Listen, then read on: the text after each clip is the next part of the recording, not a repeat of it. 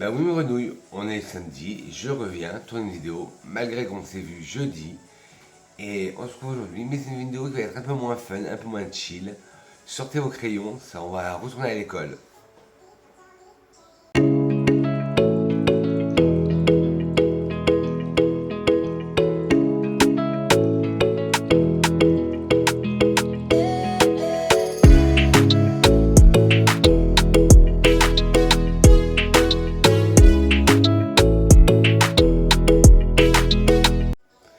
Clap, yo mes grenouilles, c'est Vincent de retour pour une nouvelle capsule parfumée.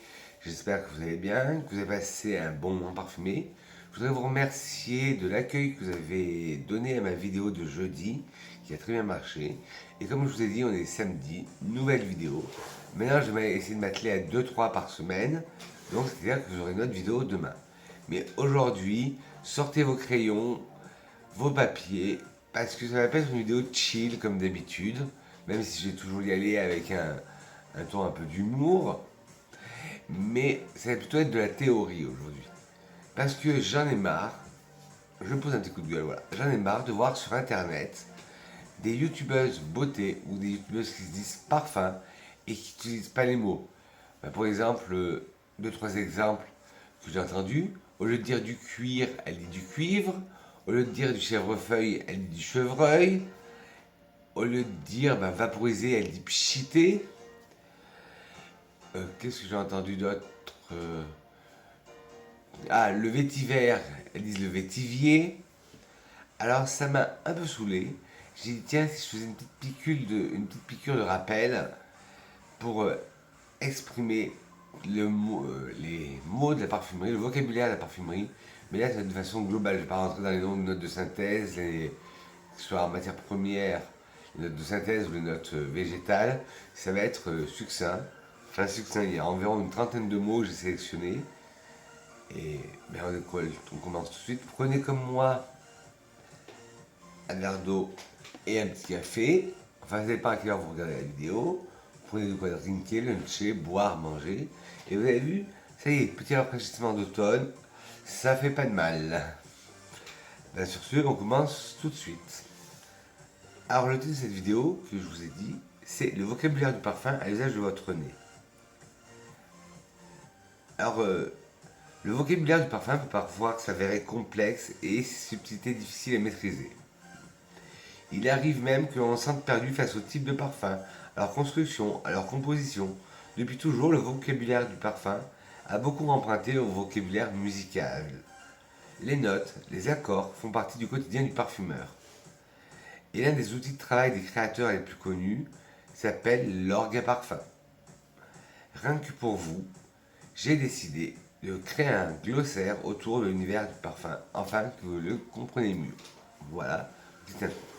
Alors on va parler le premier mot, parce que je vous ai fait des petites pancartes.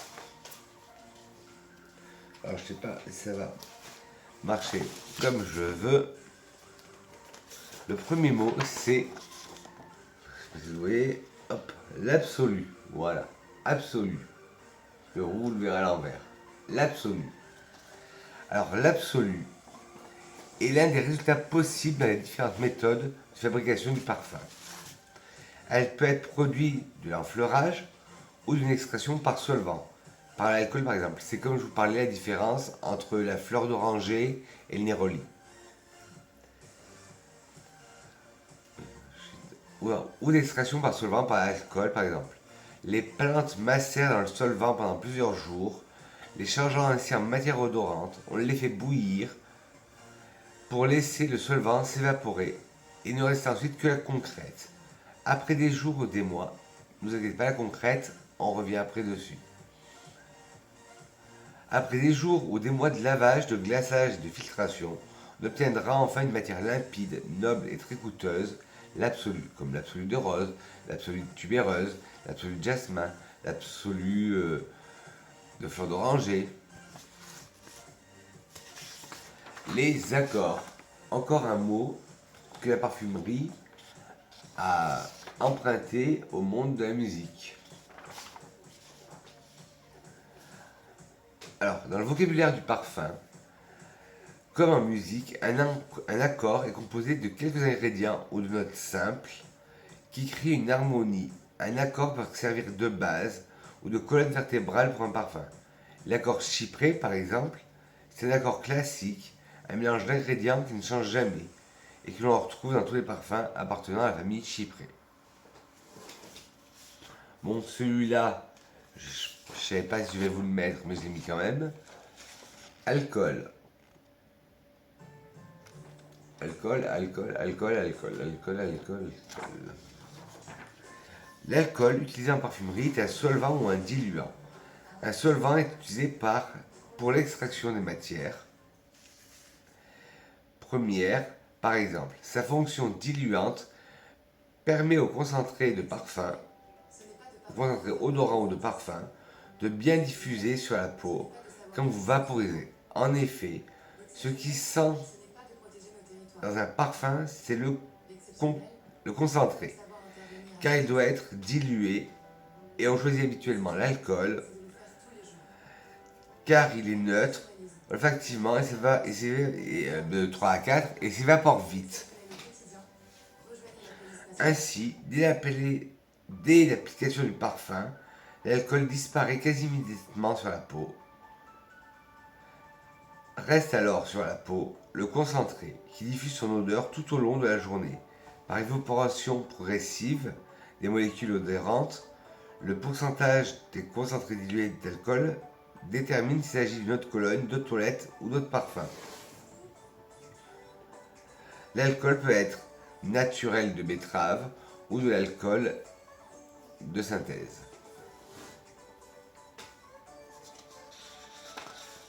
Les aldéhydes, un mot qu'on entend beaucoup dans le milieu de la parfumerie, les aldéhydes. Alors, les aldéhydes sont un grand ensemble de molécules de synthèse qui sont devenues mythiques dès leur apparition dans les années 20. En effet, sans les aldéhydes, le numéro 5 de Chanel ne serait pas né. Malgré leur origine synthétique, certaines existaient déjà dans l'état naturel, dans les zestes d'agrumes par exemple. Vous l'aurez donc compris, les notes d'aldéhyde sentent plutôt le propre, mais selon le type, elles peuvent avoir une odeur métallique, une odeur grasse ou chaude, avec des muscles blancs. Ce sont des notes stars qui sentent le propre. Elles peuvent aussi sentir la bougie, la vapeur, le champagne, les fers à repasser chauds. Et en parlant d'aldéhyde et de numéro 5, aujourd'hui, justement, je vous l'avais dit en vidéo que je n'avais pas trop aimé sur touche. Je l'ai mis sur moi. Et on va voir ce qu'il donne. J'ai mis le Rosendo Matteo, le 5.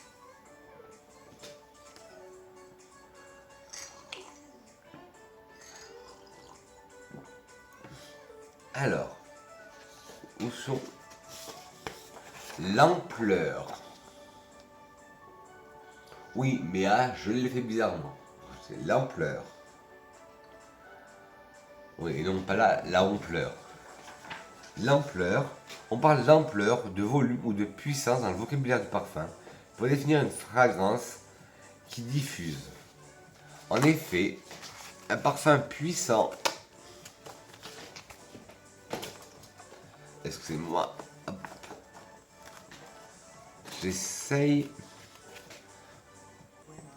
Oui, on était au mot ampleur. Je cherchais un moyen pour faire tenir mes notes. Alors, on parle d'ampleur, de volume, de puissance dans le vocabulaire du parfum pour définir une fragrance qui diffuse. En effet, un parfum puissant va se développer dans l'air à un plus grand rayon autour du porteur. L'ampleur ou la puissance n'est pas forcément liée à la durée d'un parfum. Ainsi, certains parfums légers, des floraux ou même des nouvelles colognes peuvent tenir toute la journée sans diffuser autant. On parlera donc d'un parfum pour soi, un parfum de peau. Un parfum ayant une forte ampleur est fait pour être senti pour les autres, par les autres, quand il s'approche ou même quand on entre dans une pièce. Bon, un mot que je pensais pas vous expliquer, mais le mot animal. Animal. Alors, à l'origine, un parfum animal définissait un parfum contenant littéralement des ingrédients d'origine animale. Ceux-ci se caractérisaient souvent par des odeurs de peau, de cuir, de fourrure, de transpiration, voire fécale. Ouais, je sais, ça donne pas envie. Généralement issus ou près des glandes génitales des petits animaux, ces ingrédients comme le musc tonquin, la civette ou le castoreum sentaient littéralement le sexe et les excréments. Ces odeurs ultra sensuelles étaient donc utilisées pour séduire, en évoquant les côtés animaux chez les humains. Mais aujourd'hui, la plupart des parfumeurs sont débarrassés de l'usage d'ingrédients provenant de l'exploitation animale. Dans le vocabulaire du parfum, on parle plutôt de notes animales aujourd'hui pour parler de parfums sexy. Ces parfums utilisent des notes qui rappellent beaucoup les notes animales très intenses d'antan, dans une version beaucoup plus soft et bien sûr en matière synthétique. Par exemple, la glande de chevrotin, qui s'appelle le chevrotin porte-musc, aujourd'hui heureusement, un parfum animal désignait plutôt un parfum sexy plutôt qu'un parfum issu d'une matière animale. Oui, bien sûr, l'exploitation animale a été arrêtée, donc tous les parfums qui se disent avec des notes animales, c'est des notes de synthèse, à part si c'est des vieux parfums d'avant la loi de 1983. Aromatique. Aromatique. Le terme aromatique décrit à la fois les ingrédients et une facette olfactive. Les ingrédients caractéristiques sont utilisés depuis longtemps par les guérisseurs et les sorcières. Ah ben oui, Halloween se rapproche. Pour leurs vertus curatives et envoûtantes. Parmi eux, on compte entre autres l'angélique, le basilic, l'eucalyptus, la lavande, le romarin, la sauge, la menthe, etc. Par ailleurs, la facette aromatique définit un parfum ayant pour dominante des notes citronnées, mentholées, camphrées, anisées et de lavande. Cette grande famille s'associe avec beaucoup d'élégance à des notes hespéridées fraîches et lumineuses ou épicées pour plus de peps et de piquant. Alors là, c'est trois termes, mais qui ont un peu le même sens. Aromathérapie, donc, oui. Aromathérapie, aromacologie et olfactothérapie.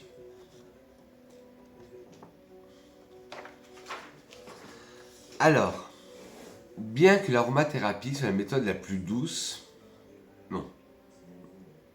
Bien que la méthode, Bien que l'aromathérapie soit la méthode douce la plus connue, voilà, l'aromacologie et l'olfactorie ne sont pas moins puissantes.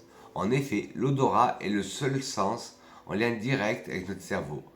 Il active instantanément notre système limbique, zone du cerveau responsable des émotions et de la mémoire. Le terme aromathérapie, aromacologie et olfactothérapie s'intéresse justement à ce lien puissant qui nous fait renouer avec notre nez. L'aromathérapie, qui en grec ancien veut dire cure par le parfum, ah c'est beau ça, désigne précisément l'usage médical d'huiles essentielles. Les huiles essentielles sont en effet porteuses de puissances actives que l'odorat seul a un effet sur la santé. Non. J'ai sauté une phrase, je recommence. L'aromathérapie, en grec ancien, veut dire cure pour le parfum. Désigne précisément l'usage médical d'huiles essentielles. Les huiles essentielles sont en effet porteuses de puissances actives qui peuvent soulager de nombreux maux. Mais avec la multiplication d'études prouvant que l'odorat seul a un effet sur la peau et sur la santé, de nouveaux termes sont apparus. Aromacologie est une science qui définit plus largement l'impact des odeurs sur le comportement. Quant à l'olfactothérapie, Il s'agit d'une thérapie qui utilise l'odorat pour atteindre le bien-être. Désolé, là c'était un peu brouillon. Je me suis un peu mélangé parce que c'était des mots un peu barbares et le texte que j'avais pris était long. Et c'est pour pas vous mentir, j'ai dit pas ça de tête, j'avais repris des notes. Hein. Alors là, non, j'ai pas mis apiteux, c'est capiteux. J'ai fait assez bizarre. Voilà, capiteux. Qu'est-ce qu'un parfum capiteux? Un mot qu'on utilise beaucoup dans le domaine de la parfumerie. Alors, capiteux, on utilise cet adjectif pour désigner un parfum dont l'intensité nous monte à la tête, nous enivre. Un parfum très capiteux, par exemple, je pourrais vous sortir tous les parfums de la nouvelle vague de la parfumerie, c'est-à-dire le nouvel air à partir du 5 de Chanel, le 5 de Chanel, le classique, le parfum, l'air du temps, Rive Gauche, d'Yves Saint Laurent, tous ces parfums très aldéhydes, très, excusez-moi l'expression, très poupoule, très opulent, opium, d'Yves Saint Laurent est très capiteux, etc., etc.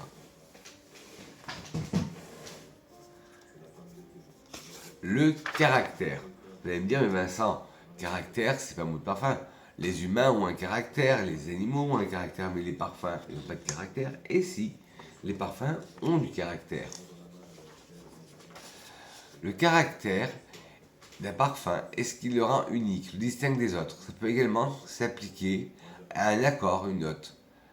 Par exemple, une note caractérielle, c'est-à-dire une note qui s'en détache et qui a beaucoup de force. Alors, Chypre ou Chypré? Non, on va pas aller dans l'île de Chypre et on va pas voir les petits chypriotes.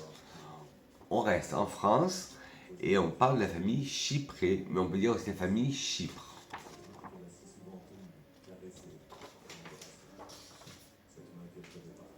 Alors, dans le vocabulaire du parfum, le terme Chypre ou Chypré n'a rien à voir avec le pays et son île, comme je vous disais.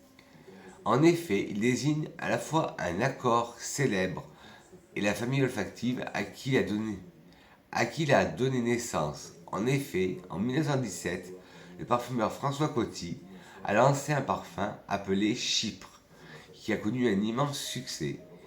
Il était composé d'un accord très nouveau composé de mousse de chêne, mais aussi de cis, de patchouli ou de bergamote.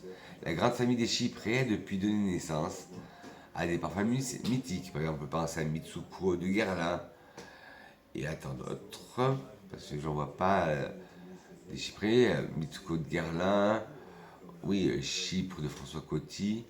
Et voilà, pour qu'un parfum soit dit chypré ou Chypre, il faut qu'il y ait un accord de mousse de chêne, de cis, de patchouli et de bergamote.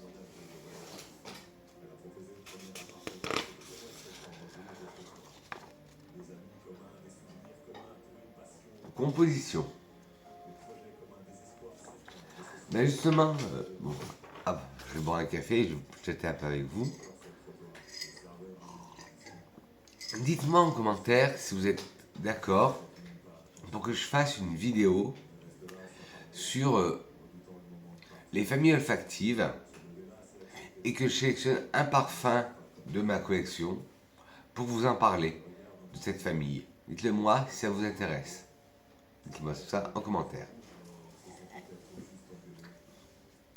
Alors on a été à la composition. Composition. Dans le vocabulaire du parfum, comme en musique, une composition désigne un ensemble de notes qui donne naissance à une œuvre. Elle désigne le produit obtenu par le parfumeur à l'aide de son travail de création. Tout simple. Concentration. Oui, il faut être concentré aujourd'hui. Concentration. Oui, comme ça vous pouvez admirer ma belle écriture. Concentration. Alors, ce terme désigne la proposition. Non, concentration. Ce terme désigne la proportion de concentré de matière première dans le parfum par rapport à la quantité d'alcool. Ainsi, la concentration d'une fragrance est différente s'il s'agit d'une eau de cologne, d'une eau de toilette ou d'une eau de parfum. Ça, je pense qu'on va en revenir un peu plus tard. Ouais. Alors là, deux mots qui sont un peu anagrammes, alors à ne pas inverser. Le concentré. Concentré. Le concentré est une pâte solide. Non, il s'agit d'une composition à laquelle on ajoute l'alcool pour réaliser un parfum, le concentré. Et voilà, j'étais en train de lire la ligne du dessous, alors que je vous ai bien dit qu'il ne fallait pas confondre ces mots, parce que c'est un anagramme. Après le concentré, on parle de la concrète. Voilà, il n'y a que quelques lettres qui changent, qui sont inversées. La concrète. La concrète est une pâte solide obtenue à partir d'une matière première, toujours végétale, grâce au principe d'extraction par solvant, et à la fois colorée et odorante.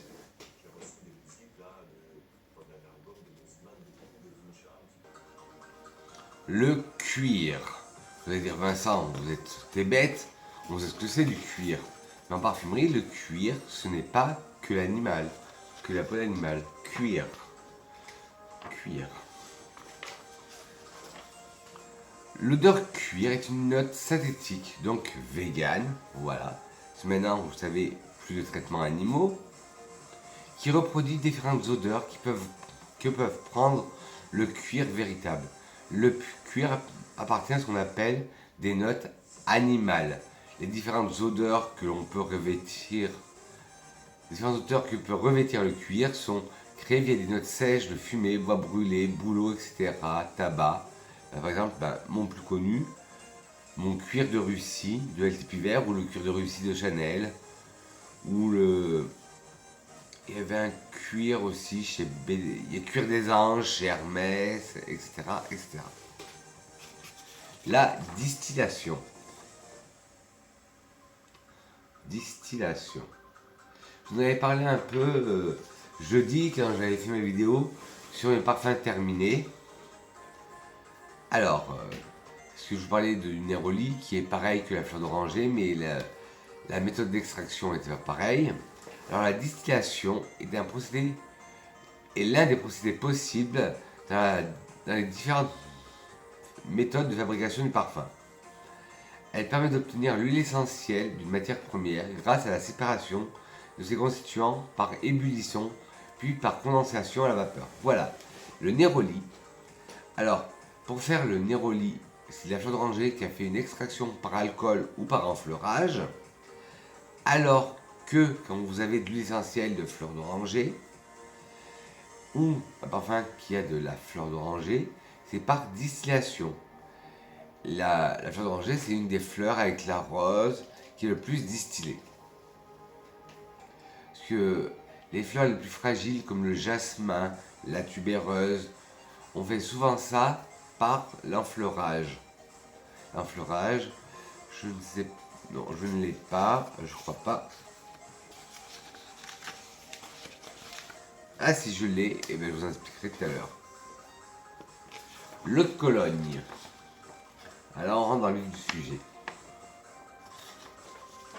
L'eau de Cologne désigne aujourd'hui une catégorie de parfums contenant entre 4 et 6% de concentré de parfum. C'est-à-dire que le reste, ou d'essence, alors c'est-à-dire que le reste, comme c'est entre 4 et 6, on va dire plus de 95% d'eau de Cologne, c'est de l'alcool. Mais elle est une source d'inspiration revisitée régulièrement pour les plus grandes maisons. Et l'histoire de différentes cultes qui est l'eau de Cologne remonte au XVIIIe siècle. En eau de Cologne culte, je pourrais vous sortir ma 4711 de chez 4711, les eaux de Cologne qu'on trouve en supermarché, les bien-être, les Mont Saint-Michel, qui sont des colonnes de supermarché mais qui ont des très bonnes odeurs. Dans le plus haut de gamme, on a celle de Mugler. Et encore plus haut de gamme, on a les Aqua Universalis, le trio, il y a le Forte, tout ça, le Celestia, ou je ne me rappelle pas, de chez Maison Francis Kurgia.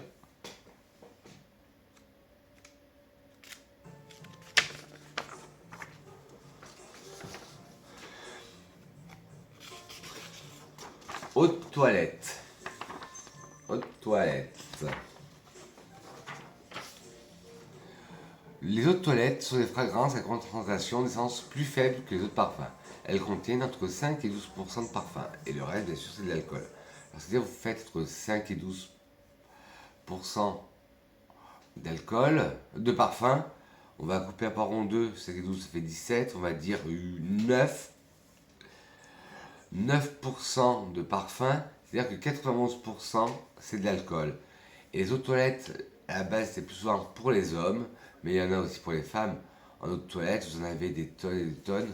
Je vais vous en sortir une de mon. Hop.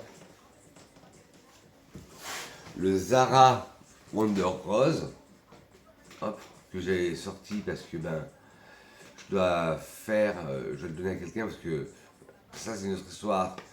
Je l'ai retrouvé en double dans mon armoire parfum quand j'ai fait le tri. C'est une eau de toilette. Et comment on reconnaît les eaux de toilette? Parce que quand on vaporise, l'alcool met longtemps à sécher. Et après vient le parfum. Voilà, ça c'est une autre Cologne. Et là, quand on va parler d'autres parfums, je vous en trouvais une. Hop, et voilà l'autre parfum j'ai trouvé, parce que ce sont celles que je vais mettre aujourd'hui, que je mets aujourd'hui. Eau de parfum. Eau de parfum, eau de parfum, eau de parfum. Alors, l'eau de parfum est composée entre 10 à 22% d'huile essentielle, d'essence. Cependant, certaines eaux de parfum peuvent aller jusqu'à 25%. Plus la concentration est élevée, plus le parfum aura de l'ampleur et de la tenue. Voilà. Mais après, ça peut monter plus quand vous avez des extraits de parfum ou parfum. Là, je vais mettre mon parfum du jour, le 5 de Rosendo Matteo.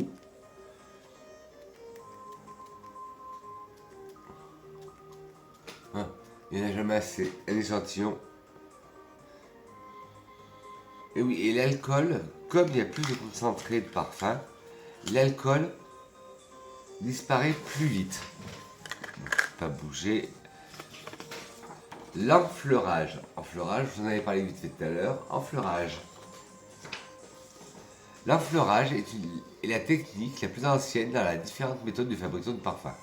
Il s'agit d'une technique qui, comme son nom l'indique, permet d'extraire des essences de fleurs à l'aide de graisse. On peut encore trouver ce procédé fastidieux et coûteux pour traiter les fleurs très délicates, comme le jasmin, la rose, la tubéreuse, la fleur d'oranger, mais il est devenu très rare. Il consiste à déposer des pétales sur de la graisse et de les laisser poser et renouveler plusieurs fois pour que l'odeur est imprégnée bien au final. Pour que l'odeur imprègne bien. Au final, on obtiendra un absolu. Alors, je sais pas si vous avez compris, on met une couche de fleurs, une couche de graisse, une couche de fleurs, une couche de graisse, une couche de fleurs, une couche de graisse, une couche de fleurs, une couche de graisse. On attend un certain temps. Et après,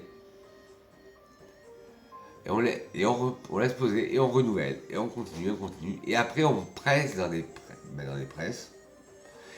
Et on ressort l'huile essentielle de fleurs d'oranger, par exemple, qui va donner le néroli. L'huile essentielle de rose, l'huile essentielle de jasmin. Alors, petit fun fact, pour ceux qui ont lu le roman Le Parfum, si vous êtes parfum addict, vous devez lire Le Parfum, c'est un ordre. Non, je regarde. C'est la technique utilisée par Jean-Baptiste Grenouille dans Le Parfum de Susskind. Alors, essence, je vous l'ai marqué, mais on en reparlera tout à l'heure, c'est le synonyme d'huile essentielle.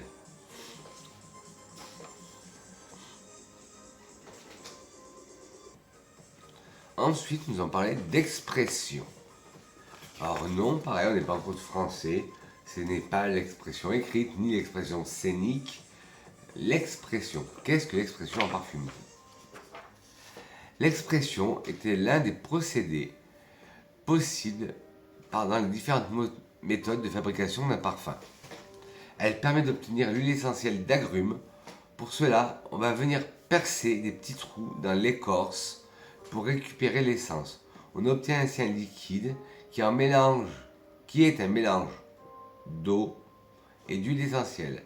La partie huile essentielle est ensuite séparée de la partie avec une centrifugeuse. Alors là, c'est très technique. Là, si vous faites une école de parfumerie ou si vous allez faire une école de parfumerie ou si vous avez fait une école d'esthétique option parfumerie comme moi, il y a tout un cours sur les différentes méthodes de fabrication des parfums. Et l'expression, c'est vrai que ça m'était sorti de la tête. Et l'expression, ben, comme je viens de le dire, on s'en sert beaucoup pour faire tous les parfums Hespéridés, récupérer les huiles essentielles des parfums Hespéridés, orange, mandarine, clémentine, bergamote, citron, petit grain, etc. etc. L'extrait. Bon, maintenant, j'en ai loupé un. J'en ai loupé un. Et je vais vous le lire. J'ai zappé l'extraction. L'extraction est l'un des procédés possibles dans les différentes méthodes de fabrication du parfum. Alors, on a eu l'enfleurage, l'expression et l'extraction. Ce procédé consiste à mélanger des plantes à un solvant, de l'éthanol en général, de l'alcool quoi, qu'on va réchauffer avec la chaleur, le solvant va s'évaporer et on va obtenir une matière cireuse chargée d'essence, c'est la concrète. Cette concrète sera ensuite mélangée à de l'alcool afin que les molécules odorantes puissent y passer. Ensuite, la filtration de l'alcool permet d'obtenir l'absolu jasmin, l'absolu tubéreuse, l'absolu de rose. Voilà, en fait, l'extraction, c'est après l'enfleurage, une fois que c'est bien enfleuré, on fait par extraction. Voilà, on mélange les plantes qu'on a récupérées avec l'extraction à la cire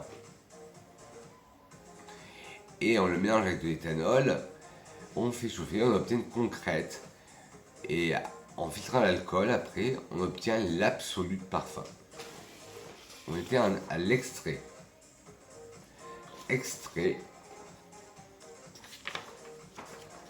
L'extrait de parfum est la concentration la plus noble d'un parfum. Elle dépasse 20% de concentré parfumé. Bon, vu le prix, j'en ai pas. Là, j'ai des parfums huileux, mais ce n'est. Je pourrais vous dire qu'un parfum huileux, ça peut faire comme un concentré. Attendez, ben. Si, ben justement, j'ai des extraits de parfum chez moi. Et bon, ce sera pas une surprise. Je vous le montre que comme ça. Ça, c'est les flacons à billes et roll-on des parfums musulmans, des parfums des huiles orientales. Voilà, c'est des flacons roll-on. Mais bon, je vous spoil un peu la vidéo de demain. C'est un flacon à billes. Et c'est de l'alcool, c'est sans alcool. C'est fait qu'avec de l'huile et du parfum. Donc 100% à base de parfum. Oui, vous allez me dire, Vincent, t'as dit une bêtise, t'as dit que c'était entre eux, ça allait passer les 20%. Oui, mais. Oula. Qu'est-ce qui se passe là?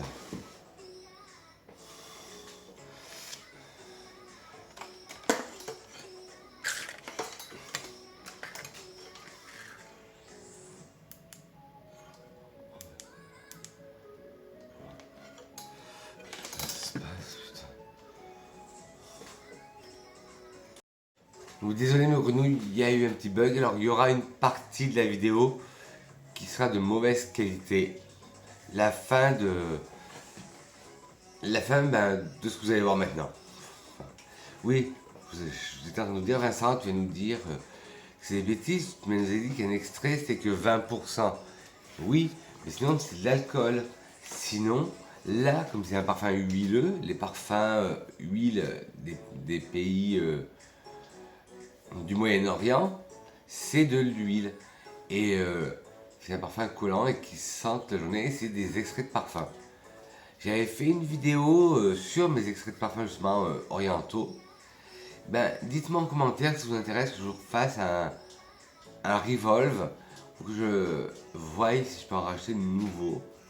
Dites-moi ça en barre d'infos s'il vous plaît. Les facettes. Et pas Farah. Je sais, elle était facile. Les facettes. Dans le vocabulaire du parfum, une facette est une sous-catégorie permettant de mieux définir un parfum, en plus de sa famille olfactive. Cela permet une coloration singulière qui peut prendre une odeur.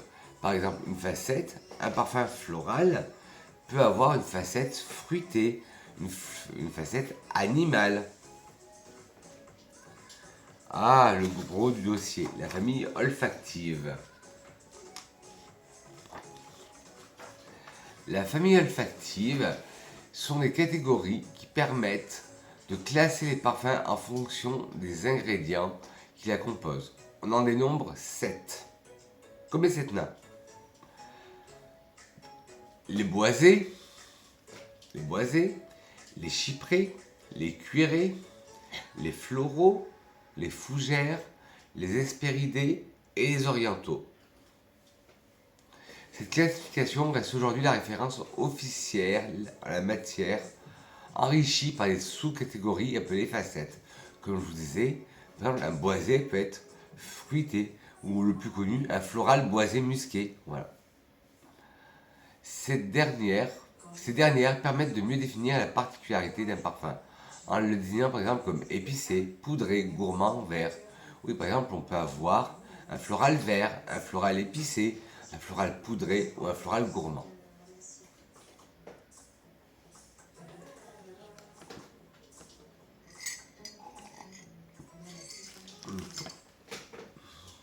Ça va, vous parlez pas trop le nord, vous arrivez à suivre, je parle pas trop vite, c'est pas trop redondant, j'espère.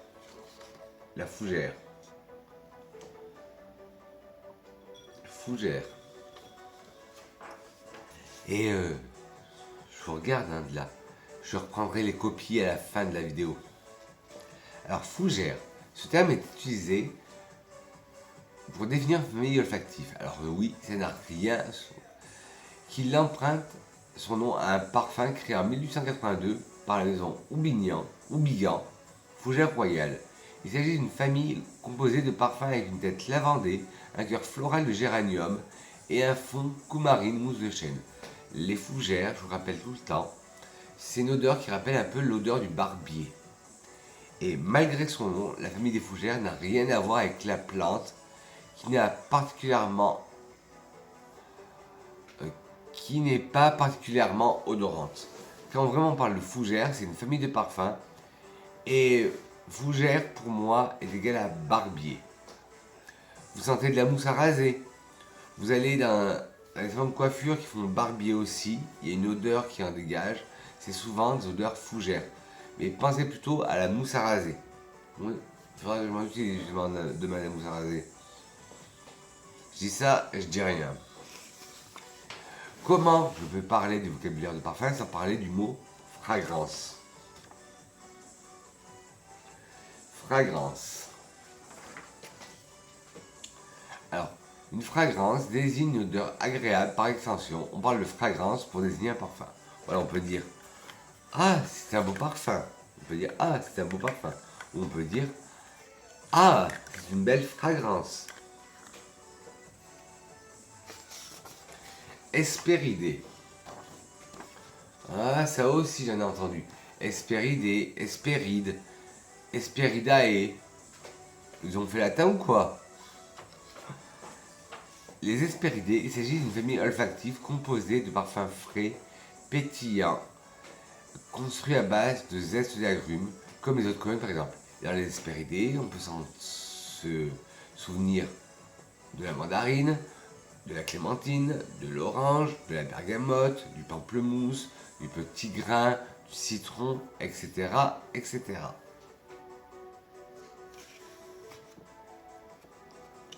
En fait, vous pensez hespéridés, vous pensez agrumes. Si vous pensez agrumes, c'est des hespéridés. Les huiles essentielles.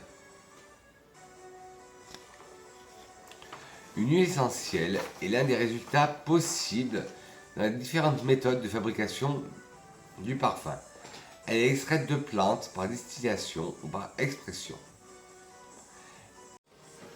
Alors, on était à l'huile essentielle. Une huile essentielle est l'un des résultats possibles dans les différentes méthodes de fabrication de parfum.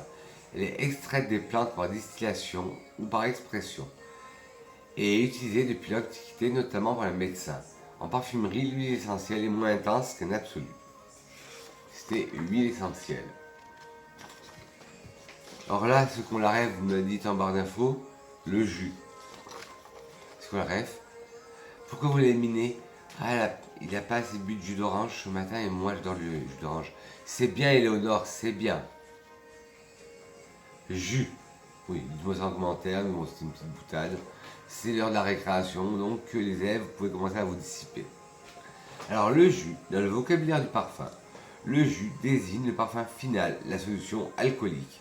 Par exemple, ça, mon 5 de Rosendo Matteo, je vous présente toujours celui-là, là, parce que c'est celui que j'ai sorti et celui que j'ai sur moi. On peut dire que c'est un jus, on peut dire que c'est une fragrance, on peut dire que c'est un parfum. Matière première. Matière première. Les matières premières sont les ingrédients utilisés.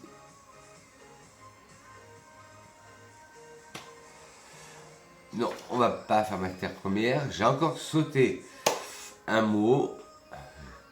Franchement, Vincent, tête en l'air, qui se lève à la dernière minute pour faire une vidéo. Youhou! Alors, j'ai oublié de vous dire la macération. La macération est l'une des étapes de la fabrication du parfum. Elle consiste à bien laisser reposer le concentré de matière première dans l'alcool afin de réguler la puissance du parfum. Et justement, heureusement qu'il parle de macération parce que là on parle de matière première. La matière première sont les ingrédients utilisés par la formulation du parfum. On le désigne comme naturel lorsqu'elle est d'origine végétale ou synthétique lorsqu'elles sont créées par des matières de synthèse, dans les laboratoires par des molécules de synthèse.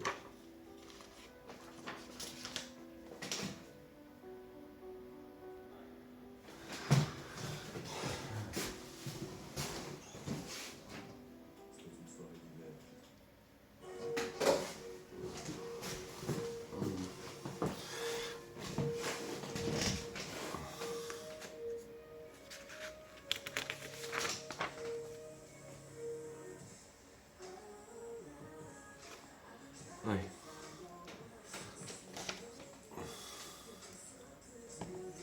J'avais pas fini avec les matières premières.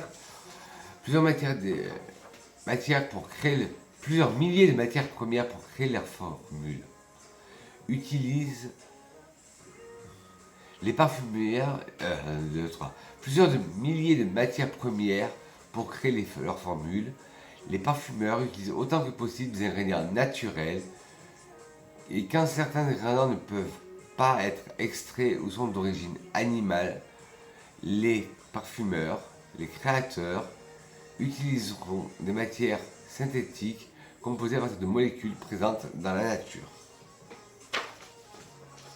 Ou en laboratoire si même dans la nature elles ne sont pas présentes. La maturation.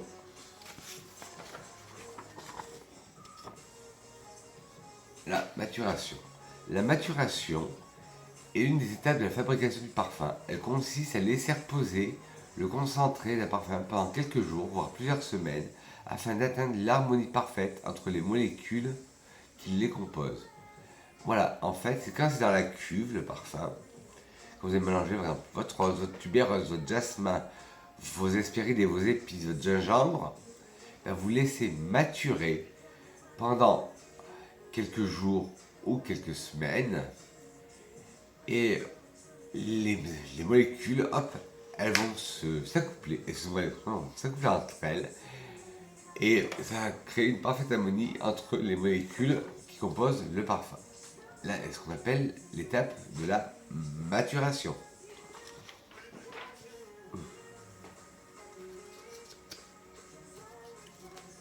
Alors un mot, enfin un adjectif que je suis pas du tout moi, muet ou muette. Je parle tout le temps. Tout le monde dit que j'ai jamais un étoffé à la place de la gorge. Si, je parle pas quand je suis énervé. Oui, je disais muet ou muette, ce que je suis pas. à part quand je suis enrhumé ou quand je fais la gueule à quelqu'un. Parce qu'on dit tout le temps que j'ai un magnétophone dans la gorge. Mais bon, bref. Alors, muet ou muette. En parfumerie, on parle de fleurs muettes lorsqu'elles dégagent aucune senteur une fois extraites. C'est le cas du muguet ou de la violette, par exemple. Les parfumeurs reconstituent donc l'odeur d'une fleur muette grâce à des molécules de synthèse, dont certaines peuvent être issues de molécules naturelles. Par exemple, on utilise parfois l'iris pour créer l'odeur de la violette. Alors, par exemple, la très belle odeur du muguet ne peut malheureusement pas être extraite. Le muguet est une fleur muette. Un nez. Ah ben, si vous ne savez pas ça, vous ne suivez pas ma chaîne. Un nez. Outre la partie de son visage qui abrite l'organe de l'odorat, le nez désigne un parfumeur. La niche. Non, pas la niche du chien. La parfumerie de niche. Mais on parle de niche. L'expression parfum de niche ou niche tout court désigne un marché de petite taille qui cible un public d'initiés. Les marques de niche visent à créer des parfums considérant comme des réels objets de luxe, justifiant ainsi leur prix un peu plus élevé. La, la- la priorité de ces maisons est de proposer des signatures olfactives singulières. Enfin, non, là je suis pas d'accord, parce que maintenant, dans du niche, on peut avoir du très abordable, alors que dans le sélectif, on peut avoir aussi du très cher. Par exemple, vous prenez le 30 millilitres de... J'ai vu ça. Ah voilà, du nouveau Narciso Rodriguez, vous prenez le 30 millilitres, vous en avez pour 83 euros. Le nouveau Narciso Rodriguez, le All of Me. Vous allez en parfumerie niche, vous prenez le 100 millilitres de Essentiel Parfum, qui est une parfumerie niche, vous en avez pour 78 euros. Vous voulez un parfum de chez Versatile, qui est une très belle marque que je vous conseille, ils sont environ à 65 euros. Vous voulez essayer Poésil, qui est aussi une très belle marque que j'adore, ils sont à 65 euros ou 69 ou 59, je ne me rappelle plus, les 50 ml. Donc moins cher qu'un parfum sélectif. Donc quand on dit que c'est des prix plus élevés, en fait oui, les prix sont un peu plus... C'est sûr que si on prend de l'Alexandre G qui est à 370 euros le flacon, oui c'est cher. Mais n'oublions pas que c'est le prix aussi des flacons dans les collections privées, des marques. Et en fait la niche, pour faire aussi concis, c'est qu'il... Rosendo Matteo, c'est de la niche. En fait, ils préfèrent miser sur le matériel, sur la profondeur, sur le jus, sur les ingrédients utilisés, sur les matières premières utilisées, que sur tout ce qui est communication, design. Les flacons de Rosendo Matteo sont tous pareils, sauf qu'il y en a qui sont transparents, il y en a qui sont dorés, il y en a qui sont noirs, mais c'est la même forme. Et il n'y a pas d'égérie, il n'y a pas de mannequin.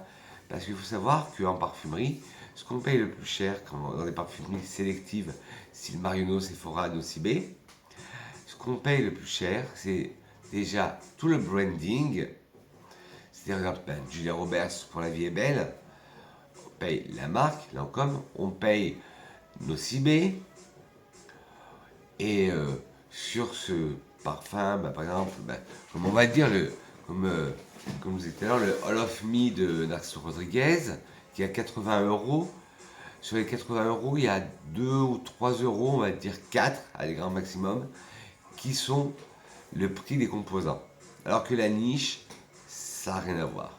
Voilà, petite parenthèse fermée. Et là, vous voyez un petit bout de queue, c'est mon petit Gurgi, mon petit bébé qui vient de monter sur papa. Alors, une note. Qu'est-ce qu'une note? En parfumerie, une note est une odeur simple qui peut décrire une facette d'un parfum. Un peu comme en œnologie. Par exemple, on peut dire d'un vin ou d'un champagne qu'il a des notes de pêche, beurrées et briochées. On peut ainsi dire d'un parfum qu'il a des notes cuirées ou amandées. Cela peut se dire même d'un ingrédient. La rose damas ou rose damascena a des notes tantôt citronnées, tantôt épicées, tantôt fruitées. On parle aussi de notes de tête, notes de cœur, notes de fond, pour décrire les 3 niveaux d'une pyramide olfactive.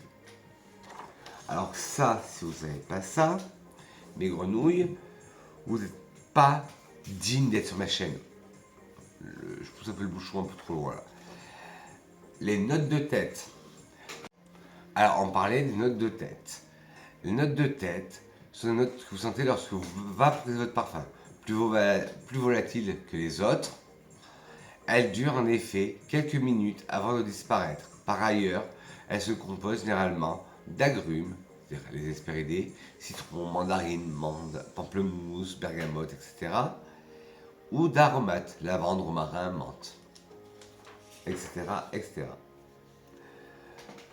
Ensuite, note de cœur. Pareil, si vous n'avez pas ça, vous n'êtes pas digne de ma chaîne. La note de cœur se compose le thème principal du parfum, sa personnalité. Compose le thème principal du parfum et sa personnalité. Elles font suite aux notes de tête, durent environ 6 heures et se composent de fleurs et de fruits.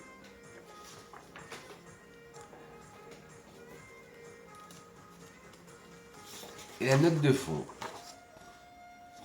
Note de fond, c'est ce qui reste en fin de journée et tout le temps après l'application de votre parfum. C'est-à-dire après plus de 6 heures, même il y en a qui ont des tenues plus fortes. Par exemple, moi, il y a un parfum que j'aime pas, mais j'avais réessayé pour le voir, toujours par aimé, le Baccarat rouge de Maison Francis Kurkdjian. Et bien même avec les notes de fond sont restées jusqu'au lendemain sur moi, alors que j'avais mis à 9 heures la veille. Et pareil, le Away, le Dark de chez Acro, pareil, une très bonne tenue, des notes de fond. Le matin quand je me suis réveillé, alors que j'avais mis hier, j'avais mis la veille, il tenait hyper bien sur moi. Pareil pour le Smoking Hot de Kilian, je l'ai mis le matin, le soir à 20h, 20h30, il sentait encore sur ma peau. En fait, la note de fond, c'est la colonne vertébrale du parfum. Ne vous inquiétez pas, mes grenouilles, c'est bientôt fini. Même très bientôt.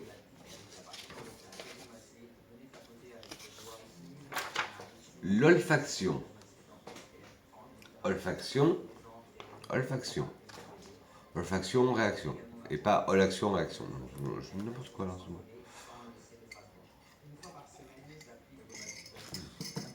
Olfaction, fonction qui permet de percevoir les odeurs. On parle de famille olfactive par exemple, pour dire famille d'odeurs en quelque sorte. Voilà. Par exemple, les bois. Ah non. Voilà, c'est la fonction qui permet de percevoir les odeurs. Les nerfs olfactifs, c'est-à-dire c'est l'olfaction.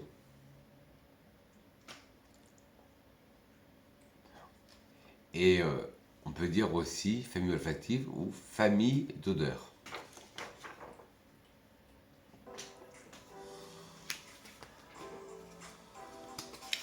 L'orgue à parfum. L'orgue à parfum. L'orgue à parfum est un meuble destiné à ranger des flacons de matières premières utilisés par les parfumeurs. En laboratoire.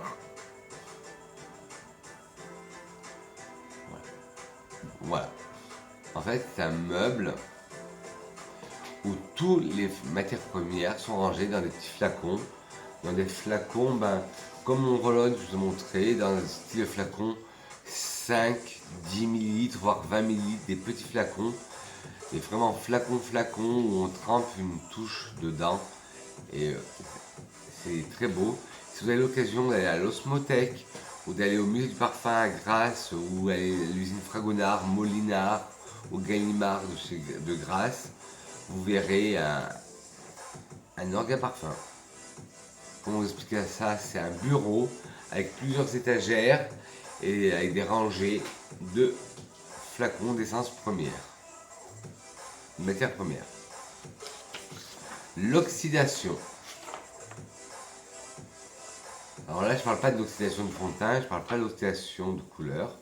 L'oxydation est une réaction chimique due à une explosion prolongée à l'air ou à la lumière ou à la chaleur, etc. C'est lorsque l'odeur de votre parfum est altérée. Oui, à propos d'oxydation, je disais que moi, là, vous voyez, mon meuble là, mon armoire là, c'est là où il y a tous mes parfums. Et comme ça, ils sont protégés de l'air, de la lumière, de l'humidité, que ce soit ambiante ou extérieure, et surtout de mes petits voyous, dont il y en a un qui s'amuse par là, il y en a un autre qui doit dormir, et il y en a un autre qui... Les autres doivent dormir. Donc, l'oxydation. Alors maintenant, on va parler de palette. Et non, on n'est toujours pas dans le maquillage, on est toujours dans le parfum. Palette.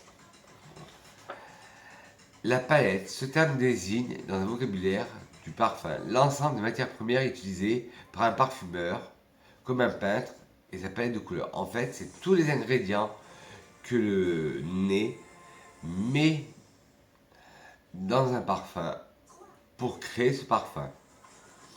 En fait, ce qu'on pourrait aussi appeler la pyramide olfactive. Enfin non, pas la pyramide olfactive. La palette, c'est vraiment comme la palette du peintre. Par exemple, 3 gouttes de rouge, par exemple, avec 3 gouttes de tubéreuse, 2 gouttes de jasmin, etc. etc. C'est l'ensemble des matières avec les dosages que les parfumeurs vont essayer, vont tester.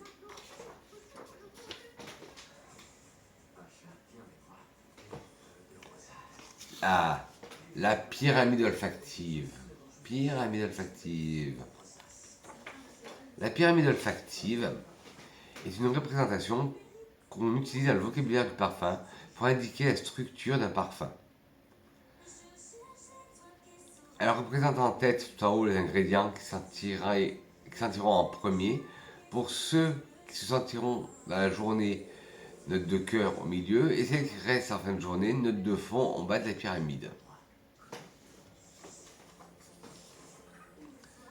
Allez, plus que 3 mots et c'est fini. Le sillage. Le sillage est l'âme d'un parfum. Il s'agit plus exactement d'un voile parfumé qu'une personne laisse derrière elle, sa signature, par extension, son souvenir. Un sillage, c'est quand quelqu'un passe dans la rue, vous sentez son effluve, vous sentez son sillage, l'odeur qu'elle laisse derrière elle. Ben voilà, c'est ça, son sillage. Une touche ou une mouillette. Et voilà, on arrive à la fin. Hop, touche et mouillette. Ou mouillette. Une touche ou une mouillette, dans le vocabulaire du parfum, une touche olfactive ou touche à sentir ou mouillette désigne une bande de papier destinée à sentir un parfum et à suivre son évolution. On peut également appeler cette touche mouillette, mais c'est moins chic. Bon, là je ne l'ai pas marqué, et bon, vous devez savoir ce que ça veut dire. Vegan. Le mot vegan, c'est toutes les matières synthétiques qui ont été faites pour représenter les odeurs du monde avec des notes animales. Par exemple, le cuir, le castoréum, la civette, l'arbre gris. En fait, voilà, c'est les molécules de synthèse qui sont véganes pour pas détruire le monde animal. Et le dernier, zeste. Un zeste. Et oui, il n'y a pas de... Moi, je trouve qu'il y avait un E à la fin, et non, zeste. Zeste. Le zeste, c'est l'écorce d'un agrume que l'on extrait afin d'en isoler ces matières odorantes. Voilà mes grenouilles, cette vidéo est terminée. J'espère qu'elle n'a pas été trop brouillon. N'hésitez pas à me dire en commentaire si cette vidéo vous a plu, si ce genre de vidéo vous a plu. Est-ce que ça vous dirait que je tourne peut-être un jour une vidéo où, comme je vous disais, je vous parle d'une famille avec des sous-familles et un parfum que j'ai. Si vous êtes d'accord, dites-moi ça en commentaire. Si vous aimez ce concept de vidéo un peu prof, tout ça, dites-le moi en commentaire. Si vous avez aimé, laissez-moi des petits pouces en l'air. Si vous n'avez pas aimé, des petits pouces en bas. Et dites-moi pourquoi la critique constructive. Et mince, que serait une vidéo de Vincent sans une citation? Et une citation qui a été créée pour la... Et pour finir, que serait une vidéo sans une citation? Que serait une vidéo de Vincent sans une citation? Une citation de la campagne, c'est une campagne de pub du Comité français du parfum qui est sorti à la fin des années 80 et qui disait sans la peau, sans le parfum, la peau est muette. Sur ce, mes grenouilles, n'hésitez pas à laisser des pouces en l'air si vous avez aimé la vidéo, à mettre des petits pouces en bas si vous n'avez pas aimé. Dites-moi pourquoi critique constructif. Dites-moi en commentaire si ça vous intéresse que je refasse d'autres vidéos de ce style. Sinon, bah, dites-moi non et pourquoi. Et sinon, ce que je voulais vous dire, je vous souhaite une excellente journée parfumée. Je vous fais de gros pouces parfumés. N'hésitez pas à vous abonner en intéressant le bouton rouge s'abonner qui est là. Et en vous s'abonner, oui, en cliquant sur le bouton rouge qui sera là. Appuyez sur la cloche, non pas sur moi, mais la cloche de notification. Et je vous fais de gros pouces parfumés. Je vous dis à demain et je dis que je vous aime. Et là, je vais avoir beaucoup de boulot pour le montage. Bisous mes grenouilles, je vous aime. Moi.